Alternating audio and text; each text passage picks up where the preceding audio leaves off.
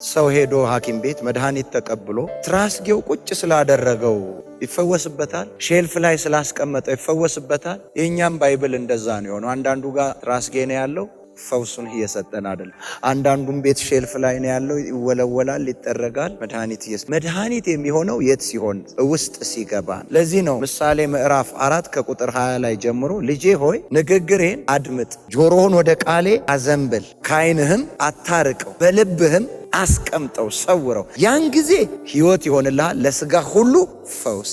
መግባት መቻል አለበት። አሜን። በተገዛ መድኃኒት ማንም ሊፈወስ አይችልም። ሲውጠው ብቻ ነው፣ ሲጠጣ ብቻ ወይ ሲወጋ መርፌም ከሆነ። አየህ፣ ሐኪሞችም መድኃኒት ሲሰጡን ከመመሪያ ጋር ነው። እግዚአብሔርም መድኃኒቱን ሲሰጠን ከመመሪያ ጋር ነው። ጆሮህን ምን በል? አዘንብል፣ ከዓይንህም አታርቀው፣ በልብህም አስቀምጠው፣ ሰውረው። ያኔ ለሥጋ ሁሉ ምን ይሆናል አለ? ፈውስ ይሆናል አለ እንጂ ይሄን መድኃኒት እናምናለን፣ የእግዚአብሔር ቃል ነው። መጽሐፍ ቅዱስን አንስተን ብናስቀምጠው መመሪያውን ምን አላደረግንም? አልተከተልንም። ስለዚህ መድኃኒት ሆኖ ሊፈውሰን አይችልም።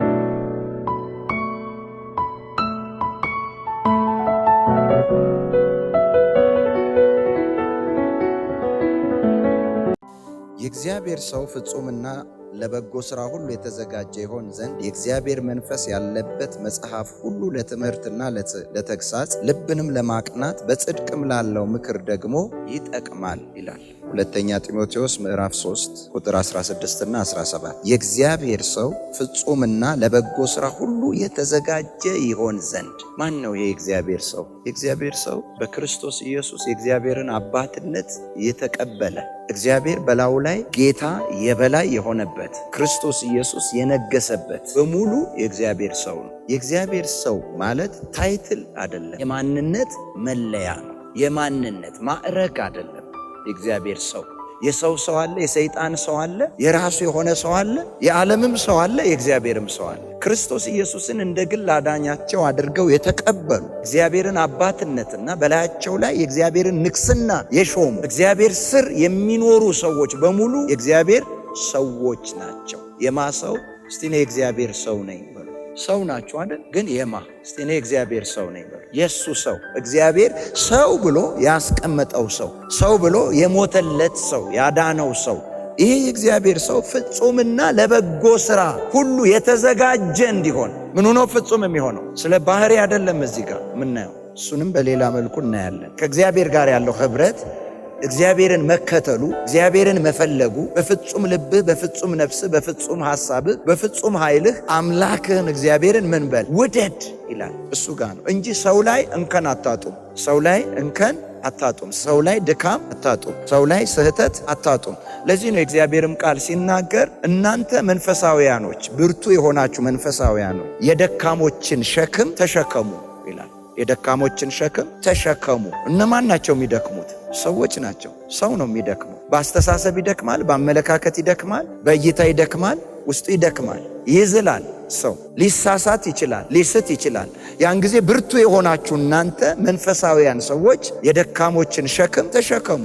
ሮሜ ምዕራፍ 15 ገላትያ 6ም ላይ ሲናገር የደካሞችን ሸክም ተሸከሙ፣ ነገር ግን አንተ ራስህ ምን እንዳትፈተን በዛ ድካም እዛ ውስጥ እንዳትገባ ራስህን ጠብቅ ይላል። ለዚህ የሚያበቃ ፍጹምና ለበጎ ሥራ ሁሉ የተዘጋጀ እንዲሆን የሚያደርግ የሚያበቃ የእግዚአብሔር መንፈስ ያለባቸው ምኖች ናቸው ይላል። መጽሐፎች ምኖች ናቸው? እነዚህ መጽሐፎች ከዘፍጥረት እስከ ራእይ ያሉ 66ቱ የእግዚአብሔር መጽሐፍት እነሱ ናቸው። የእግዚአብሔር እስትንፋስ ያለባቸው፣ የእግዚአብሔር መንፈስ ያለባቸው። እነዚህን ሁልጊዜ ካነበባችሁ በዚህ የእግዚአብሔር መንፈስ፣ የእግዚአብሔር ሕልውና፣ የእግዚአብሔር ክብር፣ የእግዚአብሔር አብሮነት፣ የእግዚአብሔር መገኘት፣ የእግዚአብሔር ፈቃድ ያለባቸው እነዚህ መጽሐፍቶችን ካነበባችሁ ልክ ቃል ውስጥ ያለው ያ የእግዚአብሔር ሕልውና፣ የእግዚአብሔር መንፈስ እናንተ ውስጥ የእግዚአብሔርን መንፈስና የእግዚአብሔርን ቃል አለያይቶ ማስቀመጥ አይቻል። ቃሉ ባለበት ቦታ ሁሉ የእግዚአብሔር መንፈስ ይገኛል። ቃሉ ባለበት ቦታ ሁሉ የእግዚአብሔር ሕልውና ይገኛል። የእግዚአብሔርን ቃል ከነዚህ መጽሐፍቶች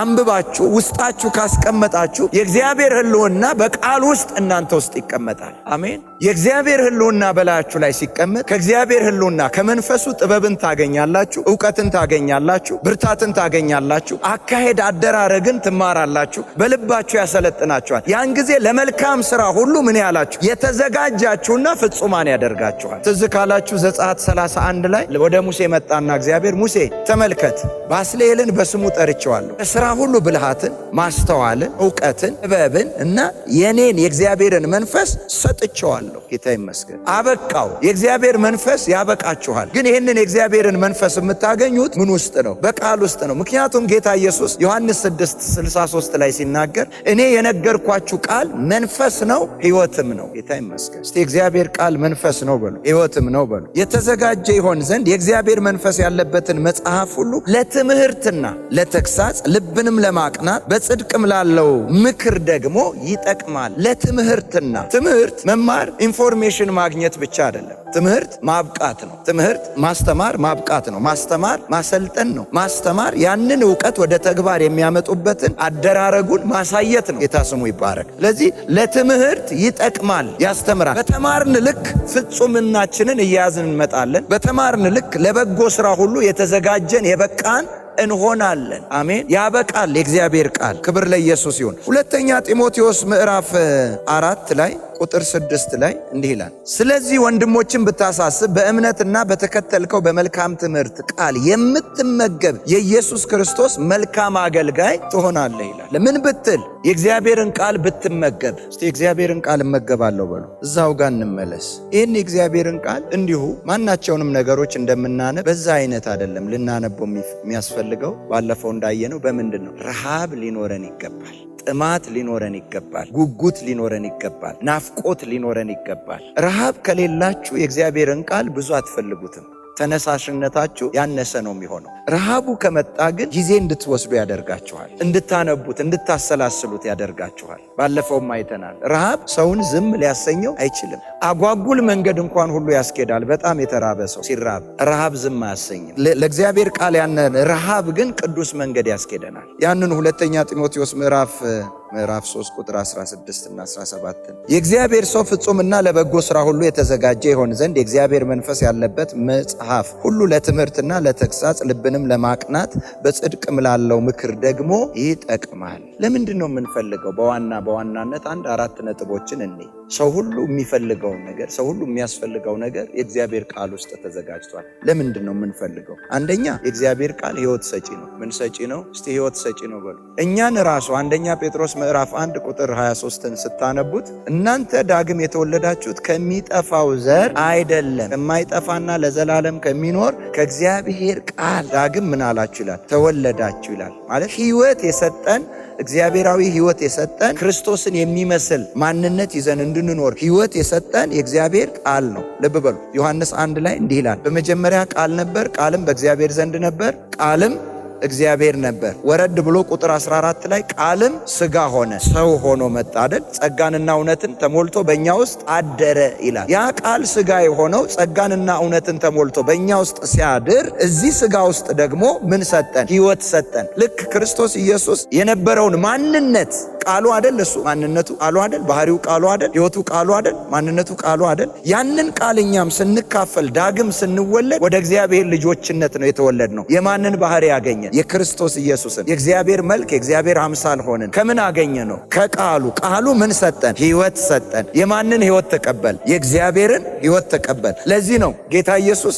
ዕብራውያን ምዕራፍ 2 ላይ ሲናገር እንደዚህ አለ፣ ወንድሞቼ ብሎ ሊጠራቸው አላፈረባቸውም ይላል። በስራ ወይስ በማንነት? በማንነት። ለምን? ቃሉ የእሱ ባህሪ ነው። ከቃሉ ስንወለድ ከእሱ ተወለድን። የእሱ ባህሪ እኛ ጋር አለ። በሱ አመጣን። በእግዚአብሔር ልጅነት ልክ ሲያመጣን እኛን ወንድሞቼ ብሎ ለመጥራት ምን አላለም? አላፈረም። ዮሐንስ 17ም ላይ ሲናገር አባት ሆይ በምድር ልሰራው የሰጠኝን ስራ ሰርቼ ፈጽሜ አከበርሁህ ይላል። ወደ ታች ወረድ ይልና እንግዲህ ዓለም ሳይፈጠር በፊት በአንተ ዘንድ በነበረኝ ክብር እንደገና ምን በለኛል? አክብረኛል። ወደ ታች ወረደና የሰጠኝንም ክብር ምን ብያቸዋለሁ? ሰጥቻቸዋለሁ። ለማ? ለኛ። በምኑ ሰጠን? በቃሉ። የእግዚአብሔር ቃል ከእግዚአብሔር ቃል የተወለደ በሙሉ ሕይወቱ ምን ያለ ነው? የከበረ ነው። ጌታ ስሙ ይባረክ። እስቲ የከበረ ነው በሉ። በማን ፊት ነው የከበረው? በእግዚአብሔር ፊት። ክብር ለኢየሱስ ይሁን። በአጠቃላይ የእግዚአብሔር ቃል ምን ሰጪ ነው? ሕይወት ሰጪ። ምን አይነት ሕይወት? የዘላለም ሕይወት።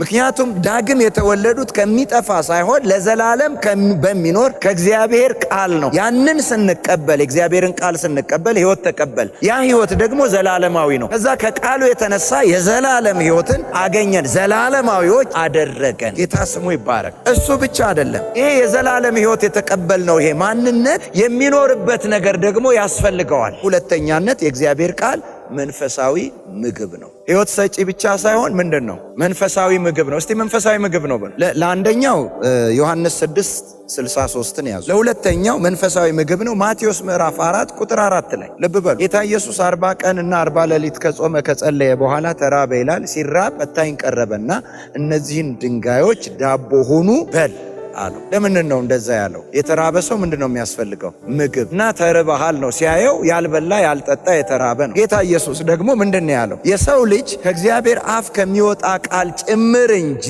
በእንጀራ ብቻ አይኖርም ተብሎ ተጽፏል። አሁን ለዲያብሎስ መልስ ሲሰጥ አንተ እንደምታስበው ሰው እኮ በእንጀራ ብቻ አይደለም የሚኖረው። የእግዚአብሔር ቃል መንፈሳዊ ምንድነው? ምግብ ነው።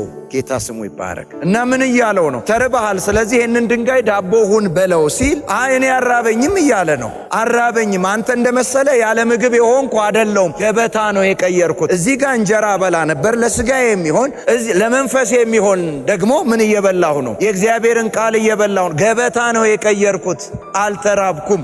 ልብ በሉ። ምክንያቱም የበላ እየጠነከረ፣ የበላ እየጎበዘ፣ የበላ እየበረታ ነው የሚሄደው። በተራባችሁ ቁጥር እንደዚህ አካላዊው ኑሯችን እንኳን በተራባችሁ ቁጥር እየደከማችሁ ነው የምትሄዱት። በተራባችሁ ቁጥር እየዛላችሁ ነው የምትሄዱት። አቅም እያጣችሁ ነው የምትሄዱት። ስትበሉ ግን ትበረታላችሁ። በሉና በረቱም ይላል የእግዚአብሔር ቃል። በሉና በረቱም ይላል። አስፈላጊ ነው ይሄ ምድራዊው ምግብ፣ ያበረታል። ኃይል የምናገኘው ከሱ ነው። ጉልበት የምናገኘው ከሱ ነው። አቅም የምናገኘው ከሱ ነው። ልክ እንዲሁ ደግሞ ለዘላለማዊው ሕይወት ምግብ ይሄ የእግዚአብሔር ቃል ነው። እንግዲህ ዘላለማዊ ሕይወትን ማግኘት ብቻ ሳይሆን የሚያስፈልገው መመገብ ያስፈልጋል። አሜን። ብዙ ሰው ዘላለማዊ ሕይወትን አግኝቷል፣ ግን ተጠቂ ሆኖ ይኖራል። ደካማ ሆኖ ይሆናል። ተሸናፊ ሆኖ ይሆናል። አቅመ ቢስ ሆኖ ይሆናል። ላገኘው ነገር ሁሉ ሰለባ ሆኖ ነው የሚኖረው። ምን የለውም፣ አቅም የለውም፣ ብርታት የለውም፣ ጉልበት የለውም።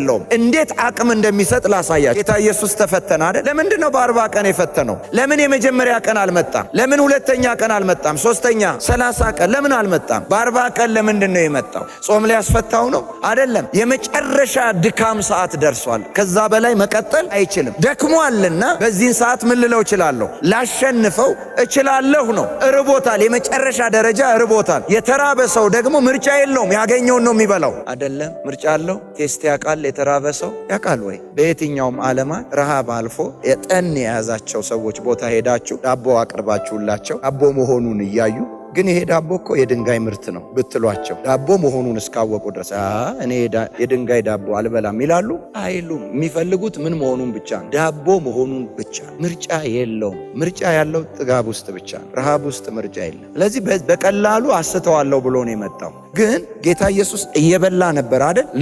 ለውስጡ ሰውነቱ ምግብ እየሰጠው ስለነበር የውስጡ ሰውነቱ ምን ብሏል? ጠንክሯል። የደከመው የውጭው ሰውነቱ ነው። ብርቱ ደግሞ የትኛው ነው? የውስጥ ሰውነቱ። ምክንያቱም ያ ለዘላለማዊ ማንነቱ የሚመገበው የእግዚአብሔር ቃል ምኑ ነው? ለሱ መንፈሳዊ ምግብ። ከዛ ሲመልስለት ተሸነፈ። መቅደስ አናት ላይ ያወጣው ይጠብቁ ዘንድ መላእክቱን ስላንተ ያዛል ተብሎ ተጽፏል። እናንተ የእግዚአብሔር ልጅ ከሆንክ ራስህን ከዚህ ወርውር ሲለው ጌታ አምላክን አትፈታተን ተብሎ ተጽፏል ብሎ መለሰለት። አሁንም አሸነፈው። አልተሸነፈለት። በሶስተኛ ትልቅ ተራራ ላይ ያወጣው የዓለምን ክብሯን፣ ሀብቷን፣ ንብረቷን ሁሉ አመጣና በፊቱ ይሄ ሁሉ ለእኔ ተሰጥቶኛል፣ እኔም ደግሞ ለምወደው መስጠት እችላለሁ። አንተም ወድቀ ብትሰግድልኝ እነዚህን ሁሉ ለአንተ ሰጥሃለሁ አለው። ምን አለው? ዞር በል አንተ ሰይጣን፣ ጌታ አምላክህን አምልክ፣ ለእርሱም ብቻ ስገድ ተብሎ ተጽፏል አለው። ያን ጊዜ ሰይጣን ለጊዜው ጥሎት ሄደ። ምን አደረገው? ኢየሱስ አሸነፈው። በምን?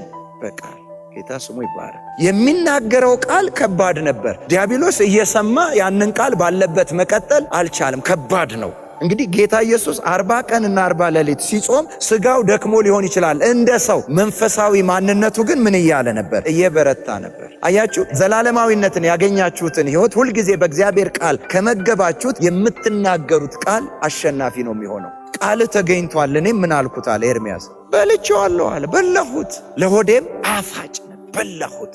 ቃል ይበላል። ቃል በሰማችሁ ባጠናችሁ ባሰላሰላችሁ በተቀበላችሁት ልክ ይሄ ለዳግም ተወልዳችሁ ዘላለማዊነትን ላገኛችሁት ሕይወት ምንድነው የሚሆንላችሁ? ምግብ፣ መንፈሳዊ ምግብ ነው። የእግዚአብሔር ቃል መንፈሳዊ ምግብ ነው። አየህ፣ አንተ ዝም ብለህ የእግዚአብሔርን ቃል ብላ፣ የእግዚአብሔርን ቃል ጠጪ፣ ዝም ብላችሁ ተመገቡ። ስታወጡት በዙሪያችሁ ያለ ድግምትን፣ ጥንቆላን፣ ንግርትን፣ መተትን፣ አስማትን በቀላሉ ይሰብረዋል። አይችለውም። አለቃውን ሰይጣንን ካባረረ በሰይጣን የሚሰራ ድግምት መቆም መቆየት አይችልም። ለምን? የቃሉ ባህሪ የእሳት ነው። ቃሌ እሳት ይላል አይደል? ድንጋይንም እንደሚያደቅ መዶሻ አይደለምን ይላል። ስታወጡ ጉልበት ነው የሚሆናችሁ። ስታወጡት አቅም ነው የሚሆናችሁ። ስታወጡት ኃይል ነው የሚሆናችሁ። ብርታት ነው የሚሆናችሁ። እንደ ክርስቲያኖች፣ እንደ አማኞች፣ እንደ እግዚአብሔር ሰዎች በዚህ ምድር ላይ ስንመላለስ ድላችን የሚወሰነው በእግዚአብሔር ቃል ነው። ምን ያህል የእግዚአብሔርን ቃል ተሞልተናል፣ ተመግበናል። ለየትኛውም በሽታ ተጠቂ አትሆኑ፣ ተሸናፊ አትሆኑ፣ እጅ አትሰጡም።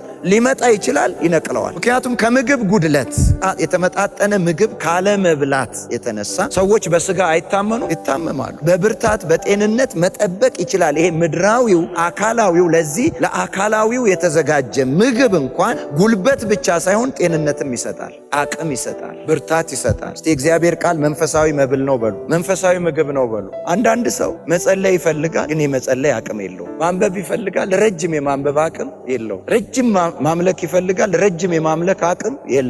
ምንድነው የሚጎለው? የእግዚአብሔር ቃል። የእግዚአብሔር ቃል ጉልበት ነው የሚሆነው፣ አቅም ነው የሚሆነው። ምክንያቱም ከበላችሁት ምግብ ኃይል እንደምታገኙት ሁሉ ከምትበሉት ከእግዚአብሔር ቃል መንፈሳዊ አቅም ታገኛላችሁ፣ መንፈሳዊ ጉልበት ታገኛላችሁ። ስንት ሰው ነው ሌሊት ለመጸለይ ነቅቶ መልሶ ስጋው አሸንፎት የሚተኛ? ከራሳችሁ በላይ መሆን የምትችሉት፣ ከስጋችሁ በላይ መሆን የምትችሉት፣ ስጋችሁን መግዛት የምትችሉት፣ ስሜታችሁን መቆጣጠር የምትችሉት ትልቅ አቅም የምታገኙት ከእግዚአብሔር ቃል ውስጥ ነው። ያለበለዛ እንደ እግዚአብሔር ሰዎች መመላለስ ፍጹም ልትሆኑ አትችሉም። ስሜታችሁ በልጦ ታገኙታላችሁ። አንድ ቀን ፍላጎታችሁ፣ ዝንባሌያችሁ በልጦ ታገኙታላችሁ። እግዚአብሔር ሐሳብና ፈቃድ በላይ ይገንና የእግዚአብሔርን ፈቃድና ሐሳብ እንዳትኖሩት ያደርጋችኋል። ትነዱለታላችሁ። ምክንያቱም ልብ በሉ፣ አንድ እውነት ልንገራችሁ። የእያንዳንዱ ሰው ሕይወት የምታጠበጥበው በፍላጎቱ ዙሪያ ነው። ፈልጋችሁ ነው የመጣችሁት አይደል? ፈልጋችሁ አይደል የተቀመጣችሁት? ፈልጋችሁ አይደል አሁን የምትሰሙት? የለበሳችሁትን ልብስ ፈልጋችሁ አይደል የለበሳችሁት?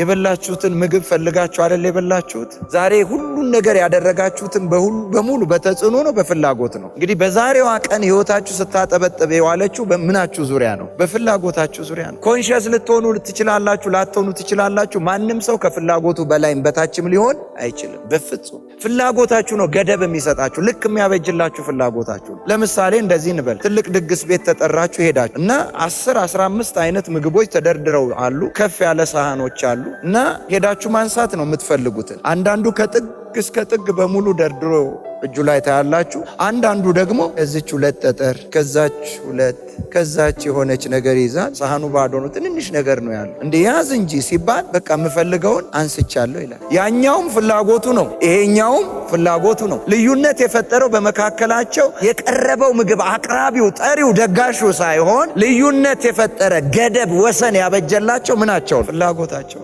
የእግዚአብሔር ቤትም እንደዚሁ ነው፣ በሰፊው ተዘጋጅቷል። አንዳንዶቻችን ግን ትንንሽ ነገር ነው የያዝነው። እግዚአብሔር አድልቶ ነው አይደለም። ልብ በሉ። ፍላጎታችሁም ልምምዳችሁ ላይ ይወስነዋል። በደንብ ልንገራችሁ። ፍላጎታችሁ ደግሞ የምናችሁ ውጤት ነው? የልምምዳችሁ። እንደዚህ ስሙኝ በደንብ። አንድ ሰው አዘውትሮ አንድ እንጀራ ሙሉ ይበላ ከነበር ለ2 ወር ሩብ ጉዳይ ቢበላ በ3ኛ ወር አንድ እንጀራ ይበዛበታል። የሰማችሁ ነው። ደረጃውን ያወረደው ምኑ ነው?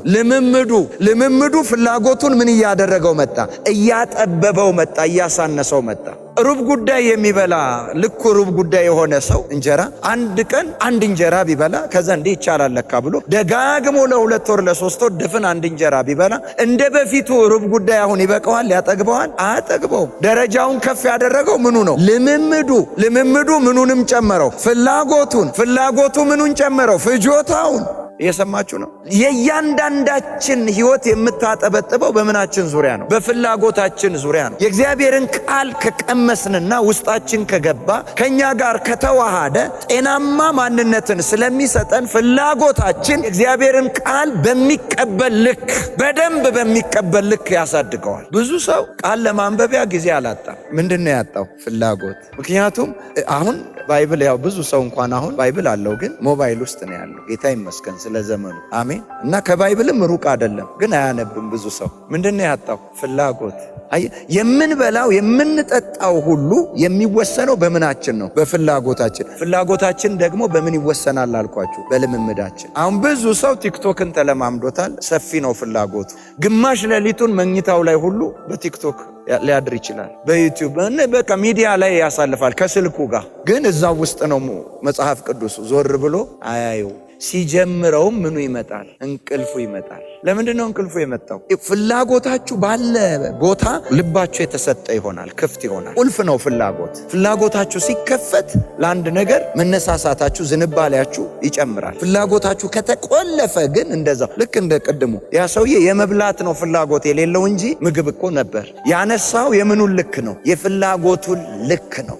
ልክ ያበጀለት ምኑ ነው? ፍላጎቱ። ፍላጎቱ ሲጨምር አመጋገብ ይጨምራል። አመጋገብ ሲጨምር ጉልበት ይጨምራል፣ አቅም ይጨምራል። እግዚአብሔርን ቃል በደንብ ስንመገብ። ሶስተኛ የእግዚአብሔር ቃል ለምንድን ነው የምንፈልገው? መንፈሳዊ መድኃኒት ነው። የእግዚአብሔር ቃል መድኃኒት ነው በሉስ። መድኃኒት መቼም ባለሙያዎች ትኖራላችሁ ብዬ አምናለሁ እዚህ፣ ወይም ደግሞ የተሻለ እውቀት ያላችሁ። መድኃኒቶችም ደረጃ አላቸው፣ አቅማቸው ይለያያል። እስከ 8 ሰዓት መስራት የሚችላለ አክቲቭ ሆኖ፣ ለ12 ሰዓት መስራት የሚችላለ በቀን አንድ የሚወሰድ፣ በየ8 ሰዓቱ ልዩነት የሚወሰድ አለ። ደግሞ አቅሙ የ8 ሰዓት የሆነ የ8 ሰዓት የሆነ። እንደሱም ሆኖ ደግሞ ከሱ የተሻለ መድኃኒት ደግሞ ሲመጣ እሱን ምን ይለዋል? ያሳንሰዋል። 8 ሰዓት የመስራት አቅም አለው። ኤክስፓየር ዴቱ አላለቀም፣ ግን አሁን የሚፈልገው የለም። ለምን? ከሱ ደግሞ ምን ያለ መጣ? የተሻለ መጣ። አንደኛው መድኃኒት ለአንዱ ነገር ነው የሚሰራው። በተጓዳኝ ደግሞ መመሪያውን ካልተጠበቀ መድኃኒት ብቻ ሳይሆን ደግሞ ምን ሊሆን ይችላል? መርዝ ሊሆን ይችላል። መድኃኒት ብቻ አይደለም ይሆን። እንዲሁ በደፈናው ኦቨርዶዝ የወሰዱ ሰዎች አይጎዱም። ምን ወስደው ግን ስሙ መድኃኒት ነው፣ ስራው ግን ምንድን ነው? መርዝ።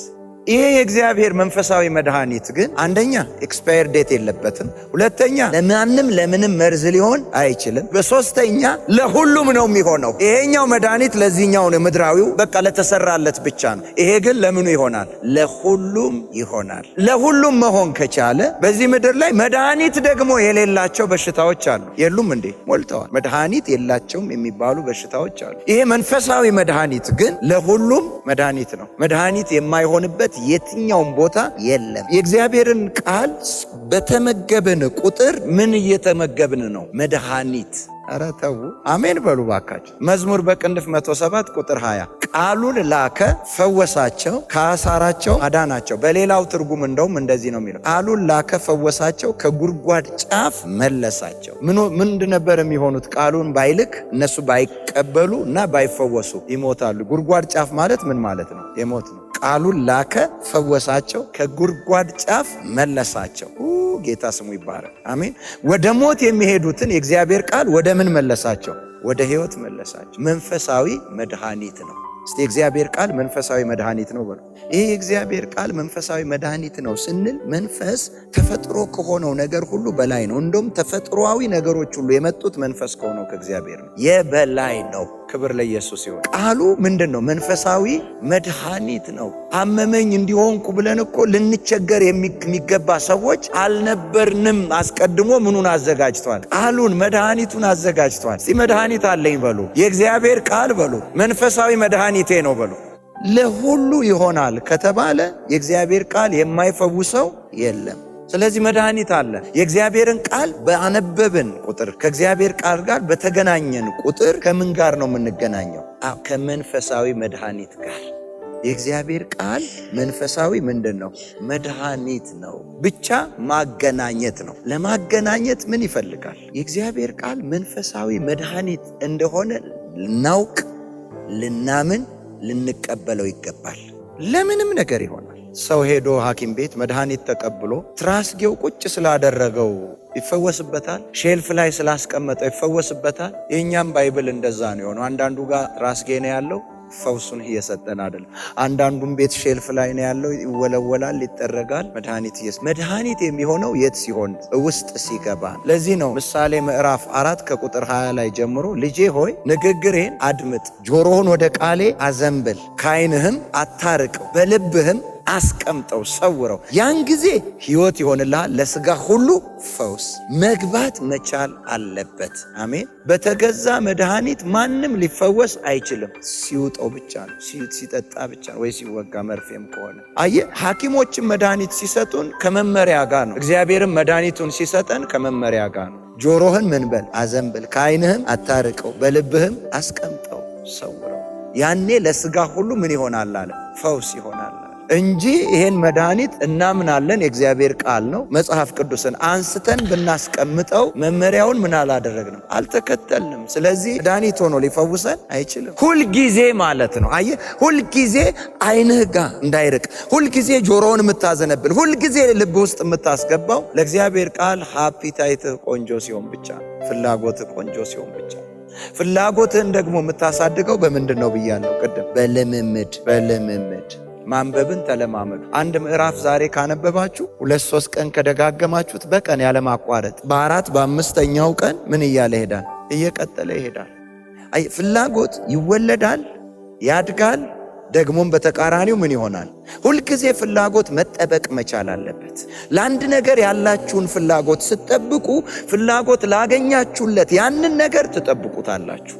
ስለዚህ አሁንም የእግዚአብሔርን ቃል መንፈሳዊ መድኃኒት አድርገን ለመቀበል ለመንፈሳዊው ለእግዚአብሔር መድኃኒት ምን ሊኖረን ይገባል? ፍላጎት። ፍላጎታችሁ ያቀርባችኋል፣ ፍላጎታችሁ ያርቃችኋል። ፍላጎታችሁ ፈውሳችሁን ያፈጥነዋል፣ ፍላጎታችሁ ፈውሳችሁን ያራዝመዋል። መድኃኒቱ ግን ኢፌክቲቭ ነው። ሁልጊዜ ከምግብ በፊት አይል፣ ከምግብ በኋላ አይል፣ በዚህ ዋጡት በዚህ ምን አይል፣ ሁሌ በምንም በየትኛውም መልኩ በኦዲዮም ትቀበለዋለህ፣ በማንበብም ትቀበለዋለህ፣ በምንም ይህን መድኃኒት ወደ ውስጥ ማስገባት ይቻላል። አሜን፣ ይቻላል። እስቲ መንፈሳዊ መድኃኒት አለኝ በሉ። በሽታ የሚፈራው በሽታ ስለሆነ ብቻ ሳይሆን ምን ሲያጣ ነው? መድኃኒት ሲያጣ ነው። መድኃኒት ከተገኘለት ሳይኮሎጂካሊ ፈውስ እዛ ጋ ይጀምራል። አሁንም መንፈሳዊ ምን አለን? ለሥጋ ይሆናል፣ ለመንፈስ ይሆናል፣ ለነፍስ ይሆናል፣ ለሁሉ ነገር ይሆናል። አራተኛ መንፈሳዊ የጦር መሳሪያ ነው። ኤፌሶን ምዕራፍ 6 ከ10 ጀምሮ እስከ 18 ያለውን ስታነቡት የጦር መሳሪያ እንደሆነ የእግዚአብሔር ቃል ይናገራል። ዲያብሎስን ፍላጻ ለመቁረጥ የመንፈስ ሰይፍ የሆነውን የእግዚአብሔርን ቃል ምን በሉ ይላል? አንሱ። እዚህ ጋር ደግሞ ልዩነት አለ። ወደ መንፈሳዊ ጦርነት ስትመጡና መድኃኒት ሲሆን፣ ምግብ ሲሆን፣ ሕይወት ሲሆን አሰራሩ ይለያል። ሕይወት እንዲሆን ውስጥ መግባት አለበት። ምግብ እና ኃይል እንዲሆነን ውስጥ መግባት አለበት። መድኃኒት እንዲሆን ውስጥ መግባት አለበት። የጦር መሳሪያ እንዲሆን ደግሞ ከውስጥ መውጣት አለበት። መንፈሳዊ የመንፈስ ምንድን ነው ይላል? ሰይፍ ነው። እኛ ውስጥ ሲገባ የእግዚአብሔር ቃል እኛ ለመንፈስ ለሆነው ለእግዚአብሔር ቃል ሰገባ ነው የምንሆንለት፣ ወይም የሰይፍ ማደሪያ ማህደር ነው የምንሆንለት። ሰይፍ በኔቸሩ ከባድ አይደለም፣ ቀላል ነው። ግን ምንድን ነው? ስለታምና ጠንካራ ነው። አቅሙ ያለው ስለታማነቱ ላይ እንጂ ክብደቱ ላይ አይደለም። ሰይፍ ሰገባ ውስጥ ሆኖ ለጦርነት ሰው ይዞት ቢወጣ ማንም በሰገባው መጥቶ ማሸነፍ አይችልም። ለምን? ከባድ አይደለም፣ አይሰብርም። ሰይፍ የሚወጋው የሚቆርጠው የሚገድለው ከምን ውስጥ ሲወጣ ነው? ከሰገባ ውስጥ ሲወጣ ነው። ያረፈበትን ይቆርጣል፣ ያረፈበትን ይወጋል። ምን ካለ? ከዚህ ውስጥ ከወጣ። አሁን የእግዚአብሔርን ቃል ስንሰማ እኛ ለእግዚአብሔር ቃል ምንድነው ምንሆንለት? በዚህ አቅጣጫ በመንፈሳዊ የጦር መሳሪያ አቅጣጫ ሰገባ ነው ምንሆንለት። የገባውን የእግዚአብሔርን ቃል አውጥተን መናገር አለብን። ስንናገረው ምን ይሆናል? ይቆርጣል። ሰይፍ በምናቸው ነው ይላል? በአፋቸው ይላል የእግዚአብሔር ቃል። የእግዚአብሔር ቃል ሕያው ነውና የሚሰራም 2 አፍ ካለው ሰይፍ ይልቅ እጅግ የተሳለ ነፍስና መንፈስን ጅማትና ቅልጥምን እስኪለይ ድረስ ምን ይላል? ይወጋል። የልብንም ሐሳብና ስሜት ሁሉ ምን ይላል? ይመረምራል። የልብን ሐሳብና ስሜትን የሚመረምር እና ልብና ሐሳብና ስሜት ውስጥ ያለን አስፈላጊ ያልሆነን ነገር ቆርጦ ማውጣት የሚችል ምድራዊ መድኃኒት የለም። ለዚህ ነው ይሄ መንፈሳዊ የጦር መሳሪያ የሆነው። መንፈሳዊ የጦር መሳሪያ መሆኑ ሰይጣን የሚዋጋበትን የሱን በተለያየ ቀስት በሰዎች ውስጥ እየለቀቀ የሚዋጋበትን በቀላሉ የማፍረስ አቅም አለው። ከመንፈሳዊ መሳሪያ ማንም መደበቅ መሰወር አይችልም። በሽታ ሁሉ ምን አይደለም። ከዚህ በፊት ነግሬያቸዋለሁ። በሽታ ሊትራሊ መንፈስ ነው የሚገለጠው፣ ግን በምንድን ነው? በስጋ ነው። ሁሉም ህመምተኛ ግን መንፈስ አለበት ማለት አይደለም። ፖሰስድ አይደለም። ፍላጻው ግን የማን ነው? አንዳንዱ ፖሰስድ ሆኖ ነው የሚታመመው፣ አንዳንዱ ደግሞ ቀስት ተወርውሮበት ፍላጻ። ግን ለሁለቱም ይሄ መንፈሳዊ የጦር ምንድን ነው? መሳሪያ ነው። ግልጽ ሆኖ የመጣውን የጠላትን ከበባ ይሄ ድባቡን ሲያስደምጣችሁ፣ ሲከብዳችሁ፣ ሲጫጫናችሁ፣ የሆነ ነገራችሁን ሲነካካ የምታስተውሉት ብቻ ሳይሆን ተደብቆ በሌላ ሰው ሊያውቀው በማይችለው ግን ዋጋ እያስከፈለ የሚኖረውን ያንን ለይቶ የመምታት አቅም አለው። ሰላማችሁን ሲነካ፣ ህይወታችሁን ሲነካ፣ አገልግሎታችሁን ሲነካ፣ ትምህርታችሁን ሲነካ፣ ጤናችሁን ሲነካ፣ ትዳራችሁን ሲነካ፣ ልጆቻችሁን ሲነካ፣ ለየት ያለ ኮምፎርት የማይሰጥ ኖርማል ያልሆነ ነገር ሲመጣ መሳሪያ አላችሁ። ብርሃኑ ያለው እሱ ጋር ነው። አሜን። ዕውቀቱ ያለው እሱ ጋር ነው። አነጣጥሮ መምታት ታርጌትፉል የሆነ መሳሪያ እሱ ነው። እናንተ ብቻ በእምነት ምን በሉት? አውጡት። ጌታ ስሙ ይባረክ። ነፃ ያወጣችኋል። ከኛ ማመን ነው እንጂ ትግል የለብንም። ከኛ ኃይል አይጠበቅም። ራሱ ምንድን ነው? ኃያል ነው። ከኛ ምንድን ነው የሚፈልገው? ማመን ብቻ ነው። ጌታ ስሙ ይባረክ። አሜን። ክብር ለኢየሱስ ይሁን። እስቲ እግዚአብሔር ቃል ምንድን ነው ብለናል? መጀመሪያ ሕይወት ሰጪ ዮሐንስ 6:63 ተባረኪ። ሁለተኛ ምንድን ነዋል? መንፈሳዊ ምግብ ነው። ጥቅስ ምናል? ማቴዎስ 4:4። ሶስተኛ ምናል? መንፈሳዊ መድኃኒት ነዋል። ጥቅስ ምን ሰጠን? መዝሙር 107:20 ጌታ ይባረክ። አራተኛ ምናል? መንፈሳዊ የጦር መሳሪያ ነው። ጥቅስ ምን ሰጠን? ኤፌሶን 6:10-18 ጌታ ይመስገን። አንድ ነገር ብቻ አይደለም የሚመታው። አንድ ጊዜ ንጉሱ መጣ ነብዩ ኤልሳ ጋር። ጠላቶች መጡብኝ ብሎ ነው። መጡብህ? አዎ። የትም አትሄዳለሁ። በትር አዘጋጅ፣ መስኮትህን ክፈት፣ በመስኮት መሬቱን ደጋግመህ ምታ፣ ጠላቶችህ እዛ ይመታሉ አሉ። እሱ እዚህ ጋር መሬት ይመታል በበትር፣ ጠላቶቹ እዛ ይመታሉ።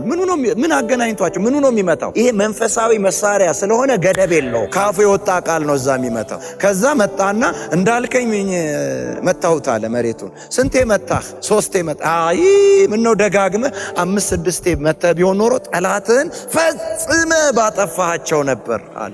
አይገርምም? ይሄ የጦር መሳሪያ መንፈሳዊ በጣም ከባድ ነው። ዛሬ የሚተነኩሳችሁን ክፉን በዚህ በዛ የሚመጣ ዲያብሎስን ፈጽሞ ይመታላችኋል። አሜን፣ ይመታላችኋል።